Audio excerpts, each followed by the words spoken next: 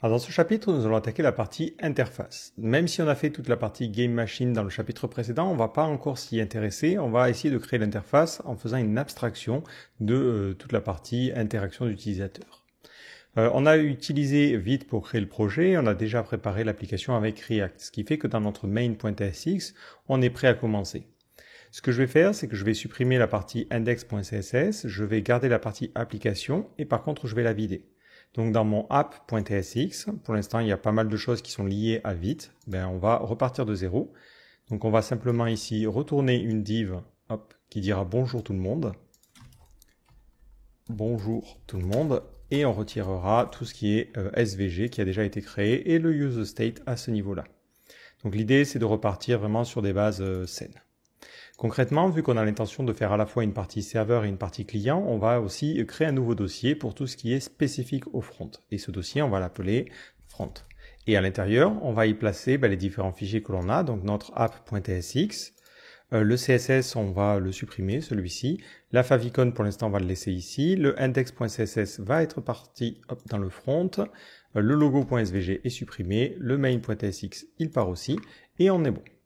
Au niveau de mon index.html qui est utilisé par Vite, on fait bien attention à charger le fichier main.tsx depuis le dossier front. Au niveau de mon navigateur, je vais sortir mon inspecteur et regarder en console ce qui se passe, si ça fonctionne ou pas. On voit ici qu'il n'arrive pas à charger ce fichier-là, et c'est normal parce que le CSS n'existe plus. Voilà, on devrait être bon à ce niveau-là. Donc je vais créer un nouveau dossier que je vais appeler screen, qui va correspondre à chaque écran finalement de mon application. Et on va ici avoir un écran que l'on va appeler nameSelector.tsx. À l'intérieur, donc on va exporter une fonction qu'on va appeler nameSelector, et ça sera un composant. À l'intérieur de ce composant, on va créer un formulaire de base, donc on va créer un form. On va mettre aucune action pour le moment. On aura un label qui correspondra au nom de la personne. On mettra comme label votre pseudo. Ensuite, on mettra un input qui correspondra, donc ça sera un input de type texte, et on lui donnera un ID qui correspondra à ça, et on lui donnera aussi, tant qu'on y est, un name, et ça sera name. On va faire en sorte que ce champ-là ne soit pas contrôlé par React, parce qu'on n'en a pas besoin, donc autant optimiser les performances à ce niveau-là. Et ensuite, on va créer un petit bouton qui permettra de soumettre ce formulaire, et on mettra ici choisir. Ce petit composant, on va le créer dans notre app.tsx et on va lui dire j'aimerais bien utiliser mon nameSelector. Donc maintenant au niveau des props, on s'imagine qu'on va pouvoir sélectionner un nom. Donc je vais créer un type dédié aux props, histoire de ne pas rendre le code plus compliqué que nécessaire à ce niveau-là. Et je vais lui dire j'aurai un objet de type nameSelectorProps. Au niveau du type, je vais préciser qu'on va avoir un onSelect, qui sera du coup une méthode qui recevra le nom, qui sera une chaîne de caractères et qui ne fera rien. Maintenant, lorsque je soumets le formulaire onSubmit, je vais lui demander de faire un handleSubmit. Et je recevrai du coup en paramètre dans les props le onSelect. Ce qu'on va faire, c'est qu'on va créer cette méthode handleSubmit. On va déjà vérifier. Là, il s'attendra à avoir un form event.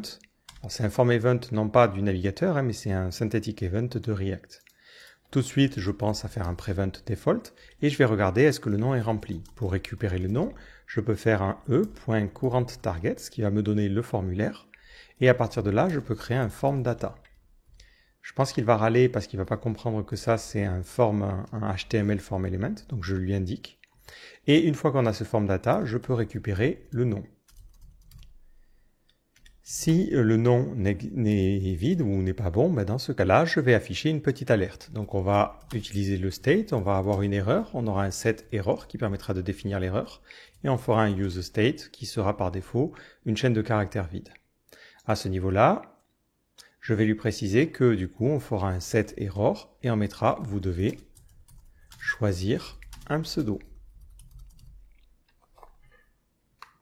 Si je fais un early return parce que ça veut dire qu'on a eu une erreur, mais dans le cas contraire, on n'a pas eu d'erreur et on pourra appeler onSelect qui sera passé en paramètre et lui passer le nom qui aura été sélectionné qui sera name.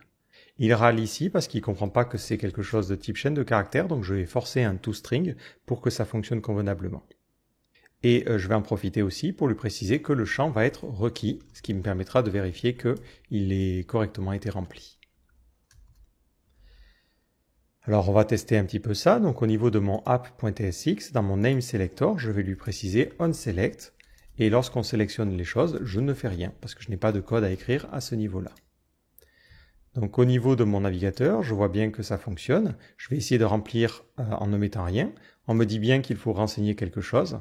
Le petit inconvénient par contre, c'est que si l'utilisateur sélectionne du texte vide, on accepterait les choses. Alors ce qu'on peut faire au niveau de notre name selector, c'est peut-être lui dire ici si c'est différent de name ou que le name, une fois qu'on l'a converti sous forme de caractère et que l'on l'a trimé, s'il est égal à du vide, dans ce cas-là, on mettrait vous devez choisir un pseudo. Au niveau de notre formulaire, on va rajouter ici un petit peu de fragment et on va lui dire si on a une erreur, il faut que tu affiches une div avec l'alerte directement. Donc si on a une erreur, on lui demande d'afficher une div qui aura la classe alerte. On pourrait avoir un composant dédié ou utiliser une librairie si c'est nécessaire et dedans on mettrait notre erreur. Attention, ici on met class name. On rajouterait aussi un bouton qui permettrait de fermer l'alerte. Donc ça serait une div, moi je mettrais la classe alerte close et on mettrait une petite croix. Si vous voulez vraiment la bonne croix, vous pouvez utiliser plutôt le caractère HTML times, voilà, qui est en général une croix qui est un petit peu mieux proportionnée en fonction des polices. Donc j'essaie de mettre des espaces, je clique sur choisir, et on me dit bien vous devez choisir un pseudo. Dans ce truc-là, je vais plutôt préciser que l'alerte sera un bouton et on va lui dire lorsque tu cliques, je veux que tu fasses un set error et que tu réinitialises l'erreur. Bon, pour l'instant, rien de bien compliqué. Ça va bien fonctionner. Donc on revient, je choisis un pseudo vide, je fais ça et j'ai une erreur. Pour l'instant, je ne m'occupe pas trop de l'interface. L'idée, c'est de créer les composants. On pourrait juste mettre à ce niveau-là un petit H1 avec marqué sélectionner un pseudonyme. Donc ça, c'est la première partie de notre interface. Je vais peut-être l'intégrer dans une div qui aura la classe container, histoire de pouvoir le centrer et le mettre correctement.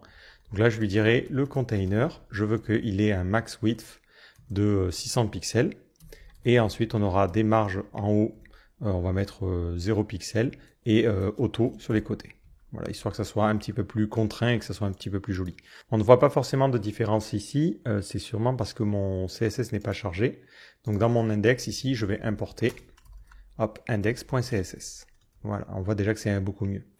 Ensuite, je vais préciser que de manière générale, pour toute ma page, je veux un font family sans serif. Je trouve que c'est un petit peu mieux. Donc ça, c'est la première étape. Nous, ensuite, on va avoir la seconde étape où on va pouvoir sélectionner finalement quel pion on veut. Est-ce qu'on veut être rouge ou est-ce qu'on veut être jaune? Donc je vais aller créer un nouveau composant ici qui va s'appeler Color Selector. Je vais utiliser un template, ça me permet d'aller un petit peu plus vite.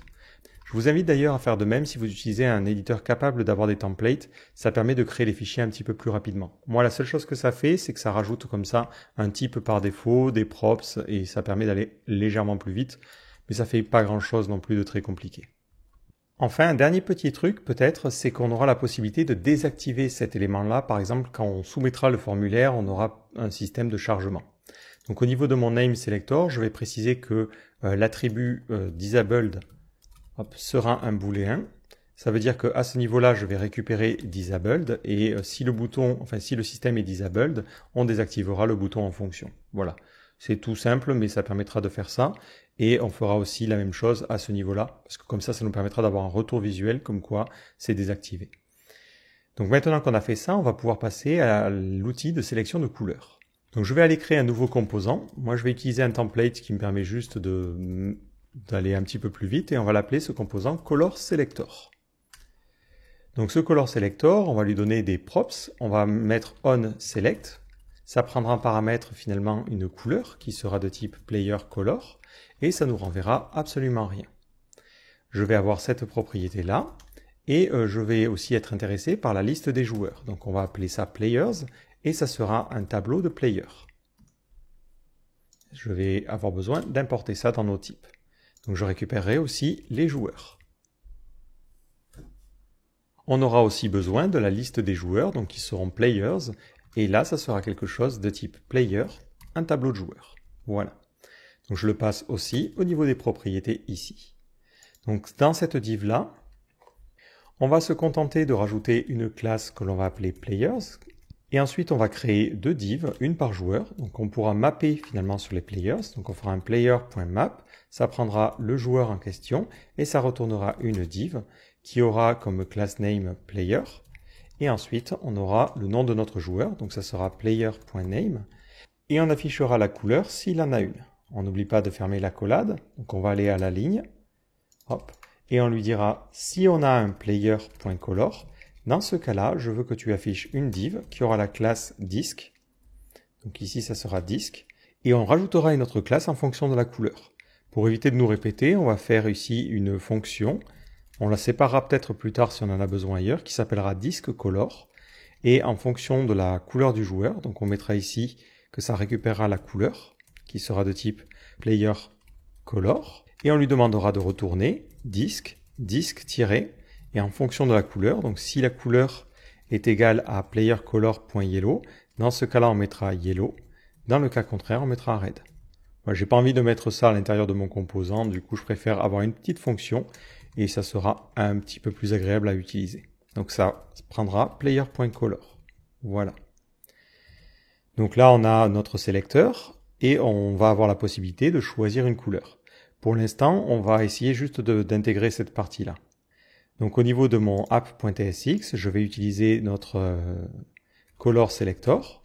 Je vais lui donner le onSelect, donc qui sera toujours une fonction qui ne fait rien, et je lui envoie le tableau de joueur. Donc on va donner un ID 1. Ici on va lui donner un nom, on va l'appeler John, et on lui donnera surtout une couleur, et il sera rouge.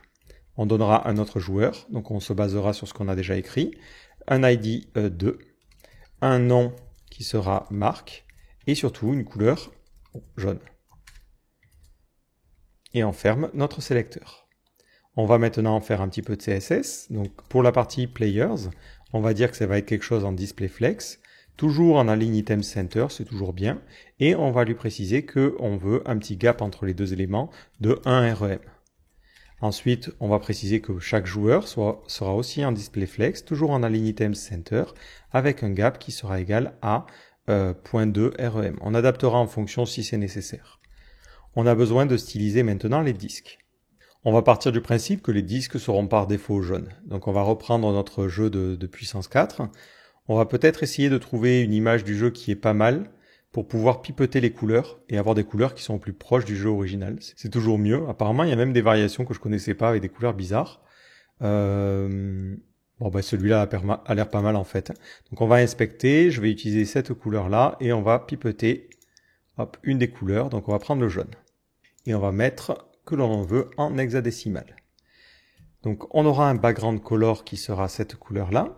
On va dire que par défaut, ça aura une largeur de 50 pixels et une hauteur de 50 pixels. On va préciser qu'on veut un border radius de 100% pour que ça soit parfaitement rond. Et on veut donner un petit peu plus de relief à nos pièces. Donc on va faire un box shadow en inséré. Donc on va mettre 0, 0, 0 et 3 pixels. Et on va mettre la même couleur de jaune, mais on va l'assombrir un petit peu. Alors on pourrait pipeter, mais on va essayer de le faire comme ça un peu directement. Donc ça nous donne une sorte de bordure intérieure. L'avantage, c'est qu'on peut quand même mettre une bordure. Donc on va mettre une bordure de 3 pixels qui aurait la même couleur que l'intérieur. Voilà. Et ensuite, on va rajouter un outline qui aura la même valeur que ça. L'idée, c'est comme ça de créer comme si on avait des sortes de cercles concentriques. Et ça donne un petit effet un peu plus jeton. Alors c'est pas vraiment visible sur les originaux, mais voilà, on a cet effet-là. C'est léger, mais je vous laisserai adapter en fonction de ce que vous voulez faire.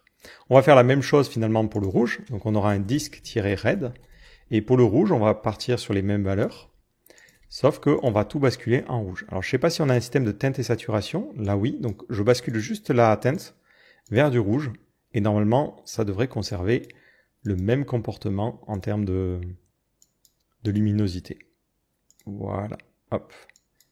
Je sauvegarde et on a bien notre John et notre Marc qui ont des tailles différentes. C'est peut-être un petit peu trop gros, donc on va mettre ici 20 pixels, ce qui devrait donner voilà, quelque chose de beaucoup plus gérable. On a bien maintenant nos pseudos, mais il faut un petit bouton qui permet de sélectionner la couleur rouge et la couleur jaune. Donc en dessous de ma div qui a la classe player, on va mettre un fragment pour toujours avoir un seul élément racine.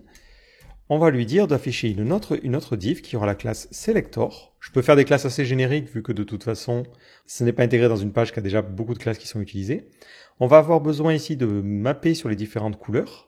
Donc je vais créer en amont une variable pour pouvoir boucler dessus. Je lui dirai d'abord, on aurait le joueur jaune. Hop. Je sais pas pourquoi à chaque fois l'autocomplétion est un petit peu aux fraises. Et ensuite, on aura le joueur qui va être rouge. Une fois qu'on a ces couleurs-là, on peut lui dire à ce niveau-là, je veux que tu mappes sur les couleurs. Tu récupéreras donc la couleur et je veux que tu affiches un bouton qui aura comme classe disque, vu que ça sera en forme de disque, le bouton sur lequel on va pouvoir cliquer. Et j'aurai besoin de la couleur, donc on reprend cette fonction-là finalement. Hop.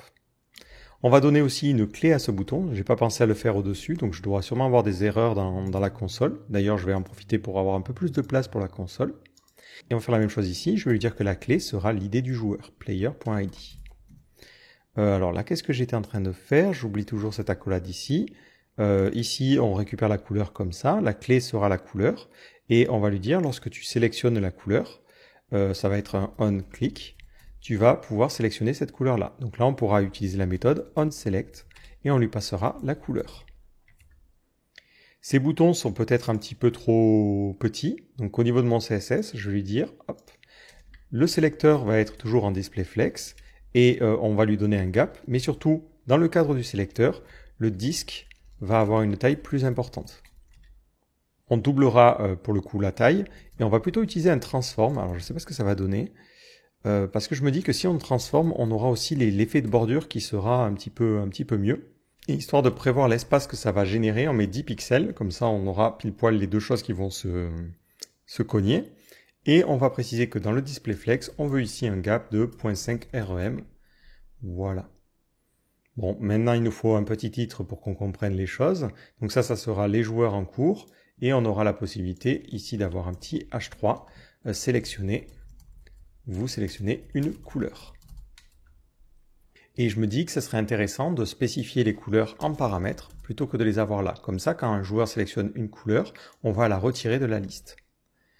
Donc il va râler maintenant parce que color, il ne le connaît pas. Donc on va lui dire que ça sera un tableau de player color. Voilà. Donc ça sera colors. Et dans notre app.tsx, on peut en profiter pour passer les couleurs. Donc par défaut, on aurait les deux couleurs, rouge et jaune. Donc là, on a fait le deuxième composant. On va peut-être mettre un petit HR entre les composants. On va arriver au composant qui est le plus intéressant à mon goût, c'est la grille. Donc ça va permettre aux joueurs d'avoir une représentation visuelle de ce qui se passe. Donc on va aller créer un nouveau composant ici, et on va l'appeler grid. Hop. Donc à l'intérieur de ce composant, on va avoir besoin d'une propriété grid qui sera de type grid state. C'est, vous savez, le tableau à 2 dimensions avec toutes les valeurs. Je récupérerai ça en paramètres et on est parti. Là, je vais créer une classe que je vais appeler grid parce que je suis très inspiré. Et à l'intérieur, je vais créer autant de divs finalement qu'on a d'éléments. Donc je vais lui dire sur la grille, je veux que tu mappes. Tu vas récupérer du coup chaque ligne et la position en Y. Sur cette ligne, je veux que tu mappes aussi. Tu vas récupérer la couleur, donc on va appeler ça C comme couleur, et la position en X. Automatiquement, ça te permettra de générer ce que l'on va appeler une case dans notre grille, une cell. Et comme ça, je vais pouvoir lui passer la valeur en X, X. Je vais pouvoir lui passer la valeur en Y, Y. Et je vais pouvoir lui passer la couleur qui sera C. Je préfère créer un composant dédié pour éviter d'alourdir ce composant-là. Et j'ai besoin de lui passer aussi une clé unique qui sera, on va mettre la position en X la position en Y. Je vais créer cette fonction-là, donc ça va être notre fonction cell qui prendra en paramètre des props qui seront de type X qui sera un number, Y qui sera un number, color qui sera de type player color, et la clé, on ne la passe pas. Voilà. Alors juste ça, je vais lui préciser ici que ça va être les cell props. On va mettre un type différent. Voilà, ça sera comme ça. Je vais laisser mon éditeur reformater les choses. Encore qu'il ne veut pas aller à la ligne, le méchant. Alors le cas de player color est un petit peu embêtant parce qu'en fait, c'est pas forcément que la couleur du joueur. C'est plutôt la couleur que l'on peut avoir dans une cellule. Donc là, on va préciser que c'est plutôt de type cell state. Et après, maintenant, je peux déstructurer ici XYColor et ça va être de type CellProps. Au niveau du retour, je ne m'embête pas pour l'instant, je vais renvoyer une div qui contiendra la position en X la position en Y. Je vais récupérer depuis les tests que l'on avait écrits pour notre machine une grille en particulier. Celle qui m'intéresse, c'est celle où on avait un peu de couleur, celle-ci. Donc je vais prendre cette grille-là et la passer à notre composant. Donc dans mon app.tsx, je lui dis j'aimerais bien afficher une grille, on va la mettre en premier. Et je vais te donner une grille qui sera ce gros tableau. Voilà. Et on remet un petit HR. Donc on voit qu'on a bien nos différents éléments, mais on a besoin de les présenter de manière un petit peu plus sympa. Donc on pourrait utiliser un display grid, mais la principale problématique que l'on a, c'est qu'on ne sait pas le nombre de colonnes et de lignes. Ça peut varier en fonction de notre jeu, parce qu'on avait dit que ça c'était un paramètre. Donc au niveau de mon élément grid qui englobe mes différentes cases, je vais rajouter du style et on va rajouter des propriétés CSS. On va lui rajouter une propriété que l'on va appeler rose et on lui donnera le nombre de roses. Donc c'est le nombre de lignes que l'on a. Pour cela, il suffit simplement de compter la taille de notre grille. Pour ensuite trouver le nombre de colonnes, cols, il nous faudra prendre le premier élément dans notre grille et calculer sa taille. Il râle un petit peu parce qu'il ne comprend pas que ça, ce sont des CSS Properties. Donc on va préciser ici que ça, ce sont des CSS Properties de React. Et normalement, il devrait pas râler une fois que l'on en a importé les choses. Voilà. Donc maintenant, on va repartir sur notre CSS. On va créer la grille. Donc comme je vous l'ai dit, c'est un display grid. Mais ensuite, il faut utiliser le grid template colonne pour spécifier comment fonctionnent les colonnes. On va lui demander de répéter. On va utiliser le nombre de colonnes que l'on a et on va mettre un fr.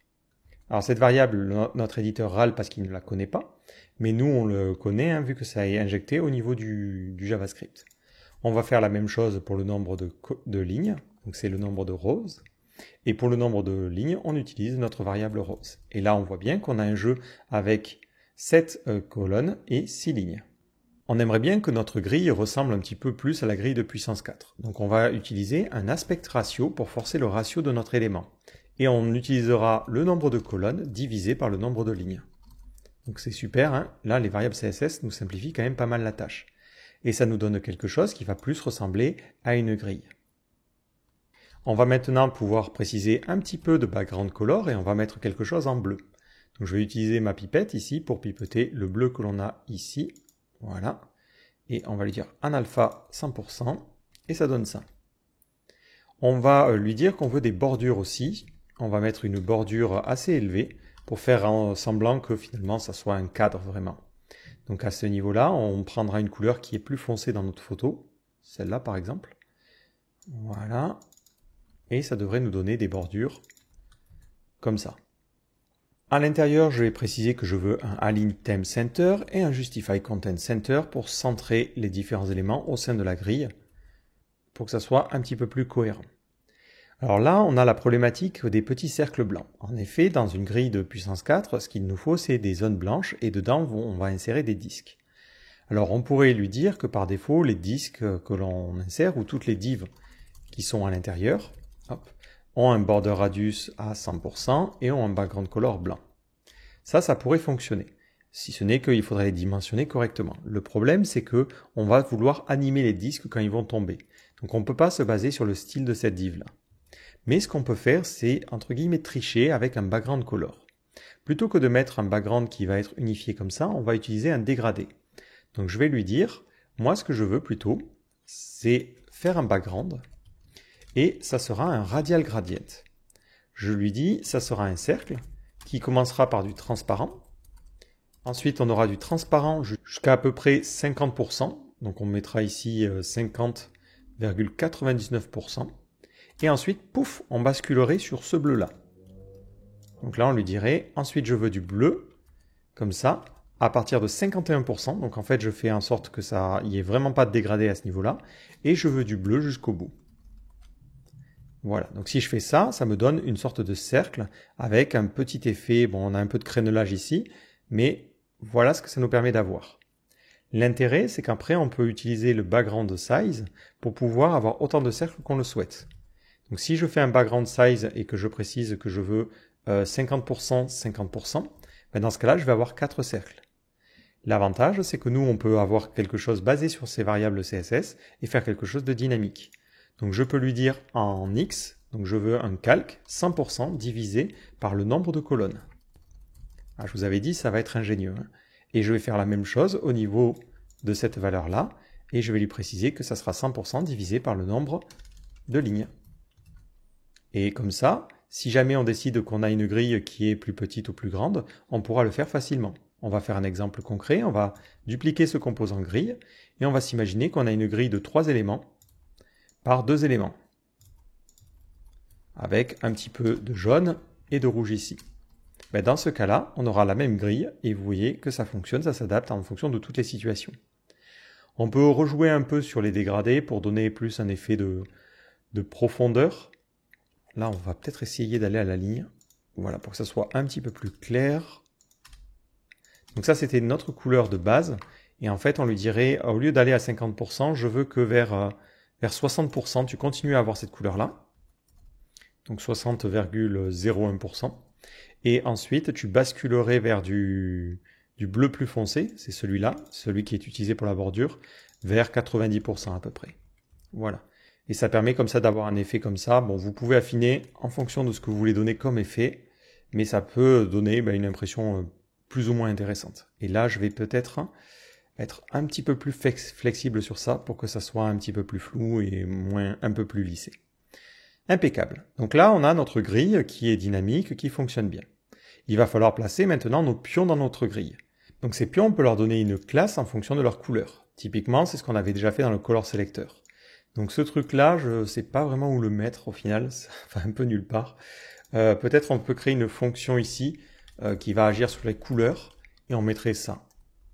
Et on renommerait cette fonction disk color class. Et par contre, dans notre système, vu que c'est pour représenter des éléments dans notre grille, on va plutôt préciser que c'est de type cell state.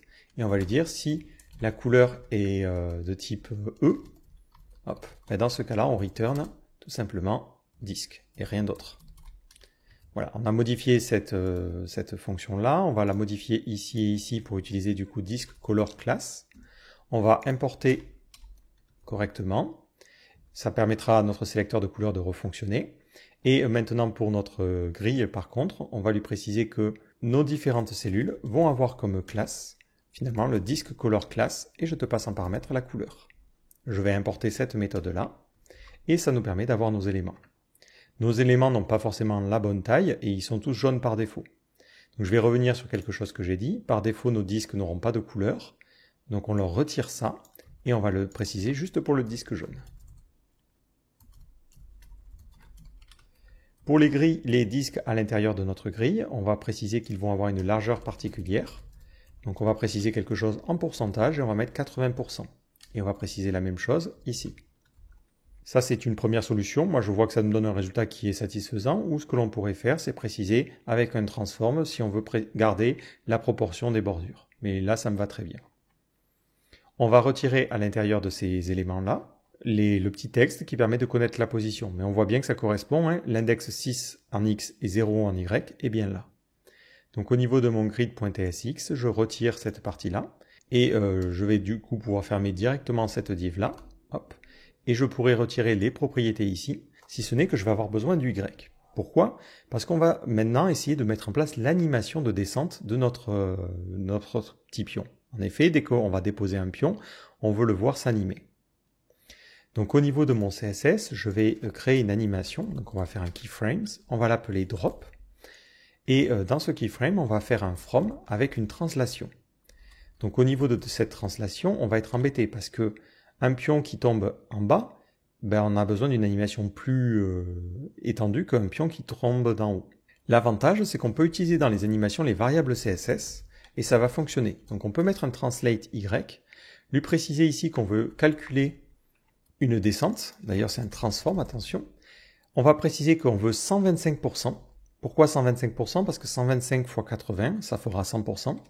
Et ça permettra donc de descendre du nombre de positions. Et on multipliera ça par la position qui sera dans une variable que l'on va appeler row. Voilà, comme ceci. Cette variable, il va falloir la générer côté JavaScript. Donc à ce niveau-là, je rajoute un petit peu de style. Donc on va aller à la ligne. On va s'inspirer de ce qu'on a fait ici. tout simplement parce que j'aime bien avoir le typage directement. Et on va lui dire qu'on aura une propriété row qui correspondra à la position en Y. Au niveau de mon CSS, je peux maintenant lui préciser que tous les disques dans notre grille vont avoir une animation qui va s'appeler drop et qui va durer, on va mettre 2 secondes, et qui durera de manière infinie. Ça marche presque bien, si ce n'est que ici, il faut faire moins 125%. Et on voit que ça permet à nos pions de bien se déposer. Ces pions ont un petit problème, ils sont au-dessus de notre grille, ça ne nous va pas. Donc dans nos disques, on va préciser qu'on veut un z-index négatif. Z-index négatif. Et dans ce cas-là, ils vont bien se placer en bas. Et on pourra en profiter aussi pour modifier la durée de l'animation et la faire fluctuer en fonction du nombre de lignes que l'on doit passer. Donc là, c'est un exemple typique d'un très gros nombre d'utilisations de la fonction calque et des variables CSS. Mais ça permet de piloter quand même pas mal de choses comme ça. Bon, là, j'ai mis 1 seconde fois le nombre de lignes. Je pense que c'est peut-être un peu gros. Donc on va faire ça. Mais en vrai, non, en vrai, il faut quand même aller assez vite. Parce que sinon, c'est chiant à jouer. Et on va retirer le côté infinite, parce que ça va être un peu pénible. Et on va lui dire de rester à la position finale. Impeccable. Donc il y a un petit problème d'alignement par contre. Alors je vais commencer par faire un box sizing pour éviter d'être embêté par les margins et tout. Donc on va lui dire que le box sizing sera en border box. Maintenant, notre disque à l'intérieur de notre grille, il devrait être parfaitement placé. Pourtant, hop, vu qu'il a une largeur de 100%, ça ne fonctionne pas. Donc au niveau de ma grille, j'avais mis un align. Il est où? Voilà, align item center. En fait, moi ce que je veux, c'est un align content center. Ou ce qu'on peut faire, c'est faire un place items center et place content center. Et dans ce cas-là, nos éléments vont bel et bien se placer où ils doivent. Donc notre grille elle commence à avoir pas mal de tronches. On pourrait peut-être légèrement améliorer l'effet du pion, mais là, bon, ça sera très bien. Ce qui nous reste à faire, c'est la possibilité de déposer un pion. Donc pour déposer un pion, il faudra pouvoir cliquer sur n'importe laquelle de ces colonnes. Alors on pourrait rendre les boutons cliquables et dire si on a cliqué sur ce pion-là, c'est comme si on voulait déposer quelque chose en Y ici. Ce que moi je vais préférer faire ici, c'est plutôt créer des lignes que l'on va placer au-dessus et ces lignes vont permettre de placer les pions. Donc au niveau de notre grille, je vais créer une nouvelle fonction que l'on va appeler column. Je ne suis pas très inspiré sur les noms. Pour l'instant, je ne sais pas ce que l'on aura besoin au niveau des props. Donc je vais préciser quand même le type en amont, voilà, pour préparer un petit peu le travail. Et dans cette truc-là, je vais retourner une div qui aura la classe column. Voilà. Au niveau de ma grille, je vais à l'intérieur de la grille créer mes différentes colonnes. Je vais les mettre dans un élément qui aura la classe columns. Je vais avoir besoin de créer un tableau qui correspond à la taille de nos colonnes. Donc ça, à la limite, je vais créer une variable. Comme ça me permettra de ne pas avoir à me répéter. Voilà. Donc dès que vous vous répétez 2 fois, vous faites un extract et vous créez une variable. Donc à ce niveau-là, je crée un nouveau tableau. Ce tableau, je le remplis du nombre de colonnes. Je le remplis de valeur 1 et je vais mapper dessus. Ce qui m'intéresse, ce n'est pas la valeur, mais c'est l'index. Parce qu'il va être unique, ça sera 0, 1, 2, 3 jusqu'à la taille du tableau, moins 1. À l'intérieur de ce truc-là, je vais renvoyer donc ma colonne. Hop. Et je vais lui donner une clé qui correspondra à l'index K. Voilà, je n'oublie pas ici de faire ça. On est bon. Je vais venir au niveau de mon CSS et parler des colonnes. Alors les colonnes, on va lui dire que par défaut, notre grille finalement va être en position relative. Ce qui va permettre ensuite de mettre nos colonnes en position absolue avec un inset à 0. Ça permettra donc de placer cette div-là, si je mets un background color gray, au-dessus de tout notre truc. Ce qui est intéressant, c'est qu'on va ensuite pouvoir placer nos colonnes en flex et elles vont se placer convenablement. Donc on va lui dire ici, je veux un display flex, et c'est tout. Je vais ensuite créer mes différentes colonnes, je vais leur donner une bordure pour pouvoir les localiser, sinon ça va être un petit peu compliqué à débugger, et je vais préciser qu'elles vont avoir une largeur de 100%. Elles vont automatiquement flexer, et on voit qu'on a bien toutes ces colonnes-là. Pour des raisons de praticité, je veux pouvoir cliquer en haut, parce que quand on dépose dans le jeu puissance 4, en fait on dépose au-dessus. Donc je trouverai justifié de pouvoir déposer les choses en haut. Donc au niveau de ma grille, hop, je vais préciser que je veux un petit peu de margin top. Et le margin top, il sera proportionnel à la hauteur, basé sur ça. Donc si par exemple on a 2 éléments, je veux que ça soit 50%. Si on en a 10, ben, je voudrais que ça soit 10%. Donc au niveau du margin top, je précise que je veux faire un calque 100% divisé par le nombre de colonnes. Hop. Ce qui me permet d'espacer d'une case en fait. Donc là c'est beaucoup plus d'espace parce que nos ronds sont beaucoup plus gros. Et ensuite je peux faire le même calcul, hop, je vais le garder ici, pour donner une hauteur à nos colonnes. Donc plutôt que de donner simplement une hauteur de 100%, je lui dis en fait je veux que tu fasses 100% plus une fois ça. Et ça permettra de déborder. Pour que ça déborde vers le haut, je préciserai que je veux un align items en flex end. Comme ça s'aligne par rapport au haut et j'ai mon truc qui arrive ici. Ensuite, quand on passe sur une colonne, j'aimerais bien avoir un petit disque qui s'affiche en haut. Pour éviter de me compliquer avec les pseudo-éléments ou quoi que ce soit, dans ma grille, je vais préciser que chaque colonne va avoir ici un disque. Donc je vais donner la classe disque et disque yellow pour l'instant. Hop. Donc mon disque a absolument une apparence abominable, c'est normal parce qu'il prend une hauteur qui est automatique. Donc moi dans mon système, je vais retirer le 8 ici, lui dire en fait je veux que la hauteur soit automatique. Donc ça fait encore plus n'importe quoi, mais par contre je vais préciser que je veux un aspect ratio en 1:1. Et dans ce cas-là, ça nous donne ça.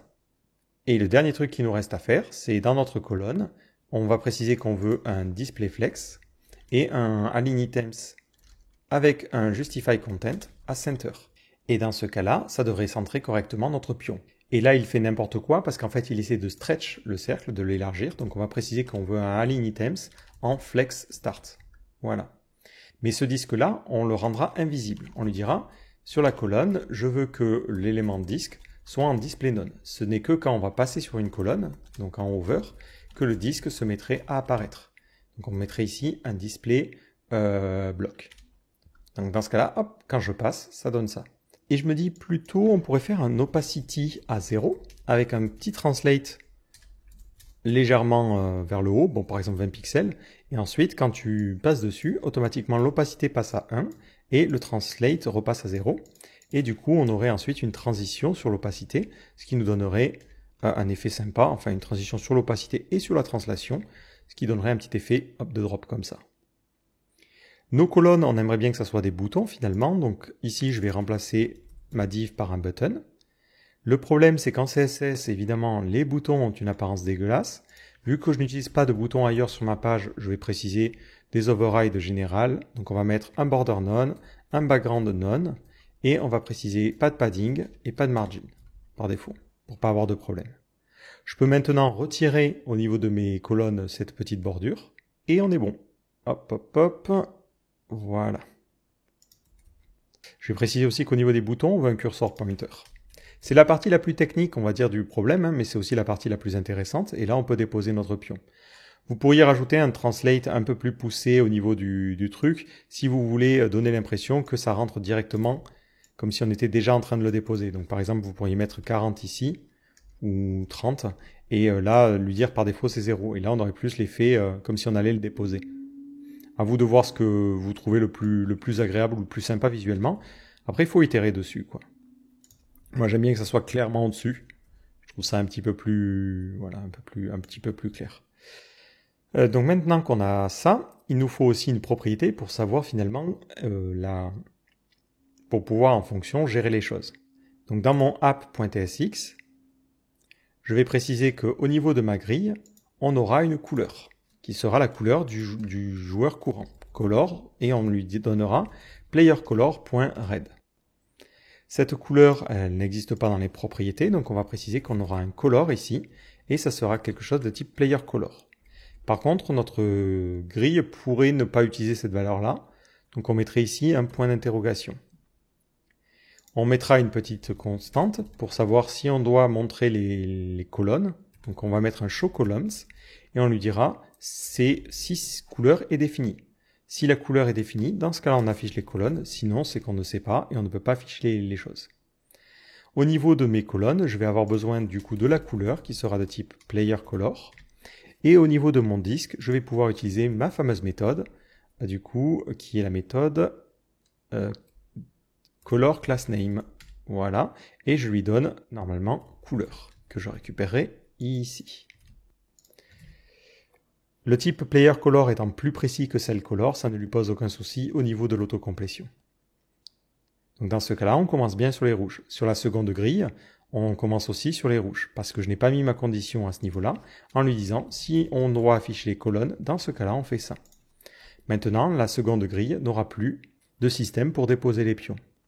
Je garde en revanche la marge en haut, parce que je veux éviter qu'on ait du layout shifting plus tard. Il me souligne juste ça en rouge parce que je ne lui passe effectivement pas la couleur à ce niveau-là. On a maintenant besoin de savoir quand on va dropper une couleur, donc on va mettre ici on drop. Ça sera une fonction qui ne sera pas forcément passée, qui prendra un paramètre x qui sera de type number et qui fera absolument rien. À ce niveau-là, je peux donc maintenant récupérer le on drop et je vais avoir besoin de le passer au niveau de ma colonne. Donc on aura ici un onDrop égale onDrop. Et je lui donnerai la valeur de x qui correspond à l'index. Ici c'est k. Donc ça sera une fonction qui fera onDrop de k. Cette méthode n'existe pas ici. Donc au niveau de mon colonne prop, je lui précise que j'ai onDrop. Ça sera une fonction qui récupérera, qui renverra rien. Et je vais lui dire, lorsque tu cliques sur le bouton, je veux que tu fasses un prevent default et que tu appelles la fonction que tu recevras en paramètre onDrop. Alors vu que j'ai souvent besoin de faire un prevent default, moi j'aime bien au niveau de mes au niveau du dossier func, me créer un nouveau fichier qui a attrait à tout ce qui a attrait au DOM, et je me fais en général une fonction prevent qui prendra en paramètre un callback qui sera une fonction qui renverra à rien, on s'en fiche. Et cette fonction-là, elle retournera donc une nouvelle fonction qui prendra en paramètre un événement qui contiendra un prevent default. Hop, qui sera une fonction qui renverrait rien, hein, on s'en fout, et ça nous renverrait du coup quelque chose qui ferait un e.preventDefault, et ensuite qui ferait le callback directement. Voilà, ça me permet de pouvoir générer à la volée des fonctions qui prevent plutôt que d'avoir à les déclarer. Donc dans mon grid.tsx, à ce niveau-là, je peux lui dire, je veux que tu fasses un prevent et que tu appelles onDrop, tout simplement. Hop. Voilà. Alors pour vérifier juste que ça fonctionne, parce que là on a écrit quand même pas mal de choses, dans mon app.tsx, je vais dire lorsque tu drops, j'aimerais bien que tu fasses un console.log pour voir de quoi il en retourne. Donc on va sortir notre inspecteur, on va dans la console, je dépose ici, et ça me donne 0, je dépose ici, ça me donne 4, donc ça fonctionne impeccable. Si jamais on ne passait pas de onDrop, on ne voudrait pas pouvoir avoir ce truc-là. Donc dans notre condition qui détermine si on affiche les colonnes, on lui dit si on a une couleur et on a aussi une fonction onDrop. Si on n'a pas de fonction onDrop, on ne peut pas dropper, donc ça ne sert à rien d'afficher les colonnes. Alors là, on a créé la grille qui correspond plus finalement à un composant. Donc je vais créer un nouveau dossier component, et ensuite on va créer la vue vraiment de jeu. Donc ça va aller dans le component, hop, on le déplace ici. On refactor, donc notre éditeur va comprendre ça. Et là, on va créer un nouvel écran que l'on va appeler PlayScreen. Alors dans cet écran, de quoi on va avoir besoin? On va avoir besoin tout simplement de la couleur. Et on mettra ici un petit H2 en mettant c'est autour de, le nom du joueur. Donc on utilisera la couleur du joueur ici pour savoir à qui c'est le tour de jouer. Et on utilisera notre fonction color, voilà. Et on mettra de jouer. Hop, voilà. Ici, on précisera que color sera de type player color parce qu'on n'a que deux couleurs, on ne peut pas se trouver dans le statut empty. Au niveau de notre app, on va utiliser ce composant-là, donc c'est le composant PlayScreen. Les autres, j'aurais dû aussi les appeler screen, en fait, j'ai pas été très malin à ce niveau-là. Et on va préciser que c'est le rouge qui joue. Donc on voit bien que ça nous donne autour de, ça nous donne pas forcément quelque chose de très correct. Donc au niveau du CSS, je vais faire une classe utilitaire. Hop, je vais lui dire, je veux un point flex. À la limite, on va le mettre après le container. Et tout ce qui a point flex, parce qu'on a tellement besoin de ça, que c'est display flex en align item center. Au niveau de notre play screen, je précise que mon H2 étant donc flex. On peut préciser qu'on veut un peu de gap. Donc au niveau du style, je vais préciser là à la volée que je veux un gap de 0.2 REM. Plutôt 1 REM en vrai. Ça fait un peu grand je trouve, donc on va mettre 7. 5, on affine jusqu'à trouver une valeur qui correspond bien. On pourrait aussi mettre le nom du joueur, donc on pourrait carrément lui passer finalement quelque chose de type player. À vous de voir, si on lui passe player, ça veut dire qu'il a besoin de l'ID aussi, alors qu'on ne l'utilise pas. Ça peut ne pas être pertinent. Donc là, on lui donnerait le name, hop, name de point string, et je le mettrai juste là, hop, le nom du joueur. Et au niveau de notre app.tsx, ça serait du coup John qui jouerait. On peut aussi en profiter pour avoir le victory screen, donc ça serait victory screen. On va aller créer ce fichier-là en s'inspirant du play screen, hop, ça sera victory screen. Hop, et on mettrait ici bravo, virgule, le nom du joueur et sa couleur à gagner. Alors pour ces deux écrans-là, on pourrait se dire en fait sur le play screen et le victory screen, je vais utiliser la grille. Moi je me dis que ça serait plus pertinent de se dire que la grille va être placée en amont dans le app.tsx et restera persistante entre les différents panneaux, plutôt que de l'avoir en enfant de chacun des panneaux, ce qui fait que ça serait un nouvel élément qui serait recréé, ce qui n'est pas forcément ultra adapté. Donc c'est pour ça que je choisis pour ces écrans-là de ne pas mettre volontairement notre grille en enfant. Donc le victory screen, je peux l'importer, et là on a bien notre écran. Bravo, John Rouge a gagné.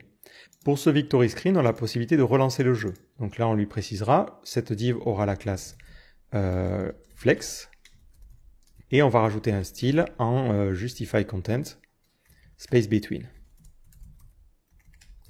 Ensuite on rajoute un petit bouton, donc on va lui donner la classe button, et on mettra rejouer. Vu qu'on a ce bouton-là, il faut pouvoir redémarrer la partie. Donc on fera un on restart.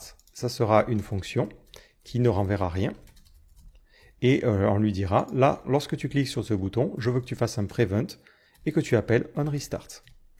Donc la méthode prevent, elle est intéressante pour ça. Donc là, ça va être rejoué. Et on va donner un style à nos boutons. Donc dans mon CSS, je vais préciser que, tout ce qui est bouton. J'ai choisi de ne pas utiliser de framework parce que je trouve que c'est quand même plus sympa de faire un petit peu de CSS de temps en temps. Ça me permet de pratiquer un petit peu. On va mettre un dark gray qui est ironiquement plus clair que le gray normal. On va préciser que le font, on l'inhérite pour pas qu'il ait une police par défaut. Et là, après, il faut jouer sur le padding. Donc on va mettre un padding sur la hauteur de une fois la taille de la police et plus sur les côtés. Et on mettra un petit border radius de 5 pixels. Pour vous adapter en fonction de ce que vous voulez faire. Nous, on va finalement mettre une couleur plus dans les bleus finalement, parce qu'on est en train de jouer à un jeu qui fait intervenir du bleu. Cette couleur-là. Voilà. Et on va préciser que la couleur sera blanche, du coup. Le line 8 sera à 1. Et on mettra un petit peu plus de padding sur la hauteur. Et lorsque l'on clique dessus, ou quand on passe dessus plutôt, on veut qu'on ait un background color qui soit un peu plus foncé.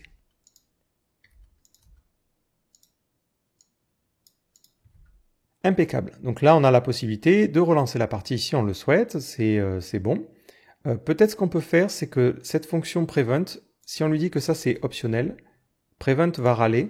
Donc peut-être lui dire que le callback n'est pas obligatoire et que si on n'a pas de callback, dans ce cas-là, on return undefined. Comme ça, on n'a pas de problème et ça rend les trucs compatibles ensemble. Donc on a la possibilité de choisir, alors si on les remet dans l'ordre, on a la possibilité de choisir un nom. C'est ici. Ensuite, on a la possibilité de choisir une couleur. Donc ça, c'est ce que l'on a ici. Et on a la possibilité ensuite de jouer, de gagner, et on affiche notre grille, qui resterait persistante quoi qu'il arrive. Globalement, je pense qu'on a fait tous les éléments dont on avait besoin. Il y a peut-être ici la partie joueur, où on pourrait affiner un peu le style. Donc je vais aller ici préciser que pour mes labels, hop, les labels, je veux qu'ils aient une fonte inherit. Je ne sais pas s'ils ont... Ouais, ils n'ont pas l'air d'avoir une police écrasée. Par contre, sur mon name selector, je vais préciser que le bouton aura la classe, du coup, btn. Voilà. Et je vais donner le même style pour l'input. Donc là, on va prendre ce padding-là et préciser que les inputs vont avoir le même padding, un font qui va être inherit aussi, un line 8 de 1, voilà, ce qui donne une apparence un peu meilleure, un border radius de 5 et une bordure solide. Alors on va pas mettre on va mettre ce fameux dark gray, hein, voilà. Et si l'input est disabled, il aura une opacité de 0.4. Et pour ma partie choix du nom, on va finalement entourer toute cette partie forme d'une classe flex. Voilà. Et on précisera qu'on veut du coup un gap de 0.5 REM. Je n'ai pas prévu de CSS en amont, donc j'improvise un peu. Voilà, normalement, c'est assez facile de faire quelque chose qui rentre pas trop mal. Et on va lui préciser au niveau de notre système app ici, qu'on ne veut plus que ça soit désactivé par défaut. Et on va prévoir le cas de l'erreur ici. Donc dans notre CSS, on continue. On veut pour les alertes un petit peu de padding, donc on mettra 0.5 REM partout. On va préciser qu'on veut un display flex avec un justify content space between, histoire de mettre le petit curseur sur les côtés et une couleur. On mettra que ça sera rouge parce que je n'ai que les erreurs ici à gérer. Ensuite, on mettra un peu de background color. Donc je vais prendre des couleurs de Bootstrap, je ne vais pas m'embêter. Et un petit peu de border color aussi. Voilà. Pour le padding, c'est peut-être bien ici en largeur, mais en hauteur, je pense qu'on peut être un peu plus... ouais. Bon, bah, finalement, on va retomber un peu sur les mêmes valeurs qu'eux. Hein. Pour le border radius, on va prendre un petit peu moins que les boutons. Ouais, quoique, allez, 5 pixels. Et normalement, on est bon. Le bouton, on n'a pas besoin de le styliser. Il est déjà à sa bonne place. Donc, c'est impeccable. Donc, si je ferme, c'est bon. C'est masqué. Ce que je pourrais faire lorsque je ferme l'erreur, ça serait peut-être re-reset le champ. Mais là, bon, vu que c'est quelqu'un qui est en train de jouer avec le truc, on va pas s'embêter. Alors là, pourquoi tu râles avec le name selector? Il te manque le disabled? Ah oui, mais le disabled est optionnel. Donc dans le name selector, j'ai précisé que le disabled est optionnel. Et pour finir, je vais décider de faire un petit refactor important, c'est que je vais basculer ça dans les composants, parce que finalement, c'est des choses qui vont être génériques, on va dire. Hop. Et play, on va l'appeler par exemple game info, plutôt. Et play screen, on va le renommer en game info. Voilà, oui, je veux renommer le fichier. Donc ça, on va le renommer aussi. Hop. Donc ça sera dans les composants. Et le victory screen sera victory tout simplement. Hein. Donc ça, on va le renommer en victory. Je vais lui dire que oui, je veux aussi renommer la fonction. Et ça, on va l'appeler victory props. Voilà. Je fais ça parce que les écrans, ça va être plutôt ce qui va être lié à notre contexte et à notre phase de jeu. Donc on réactualise la page, on n'a pas d'erreur, on voit que là on ne peut pas sélectionner les choses et on est bon. Si je reviens dans mon app.tsx et que je lui dis au niveau de ma grille je vais avoir un on drop et ça sera une fonction qui ne fera rien, dans ce cas-là on vérifie, on a bien ça. Lorsque je vais dropper une pièce, normalement on aura l'effet d'animation comme on l'a au niveau de l'entrée. Donc je suis satisfait et on va pouvoir commit ce premier changement. Donc à ce niveau-là, on va lui préciser que la fonctionnalité que l'on a créée, c'est du coup l'interface utilisateur, user interface, ou en tout cas plutôt React Component. Et au niveau des fits, je vais séparer ce qui concerne le front de ce qui concerne le serveur. Donc je vais ici préciser que ça concerne le front. Et à ce niveau-là, on peut ensuite écrire plus d'informations sur ce que l'on a fait. Moi, je vais m'arrêter là et je vais commit.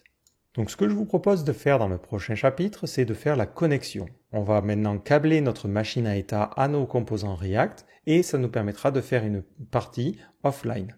L'idée, c'est qu'on choisisse d'abord le nom du premier joueur, le nom du second joueur et ensuite on jouera notre partie sans connexion côté serveur.